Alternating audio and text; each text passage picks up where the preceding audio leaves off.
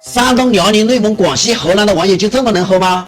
昨天测评了一款 Real 强爽的酒，结果喝了2瓶多就倒了。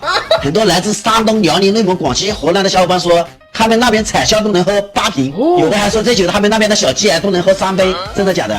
我看评论区哭声一片啊，有的都打不开第2罐。我一直以为我们湖南人能喝，想不到这几个地方的人这么能喝吗？不会是吹牛的吧？其实星仔是很能喝的，以前喝酒从来不脸红，白酒至少半斤。可能我最近身体出状况了吧？这是我最近的体检报告，体检结果说我是胆囊填充型结石，到时候还要把整个胆囊都切除。还有什么幽门螺旋杆菌感染、低密度脂肪蛋白偏高，这些病因有没有可能是我最近这2年测评黑暗料理打标枪打出来的？所以一喝酒就脸红现在。但是这个酒的后劲确实挺大的。星仔是一个大金家庭，父亲在我11岁的时候就没有了，妈妈也改嫁了。你看我昨天喝完以后都想妈妈了，这难道不是喝醉了吗？不知道怎么回事，我想我妈妈了。妈妈我爱你，快回来吧。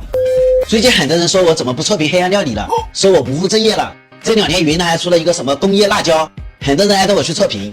还有人说谁吃了几10个云南刷辣都没事，说我怎么吃2个就脸红，你不会用的什么特效吧？这可能跟每个人的身体机能有关，等现在身体好了再给你们测评吧。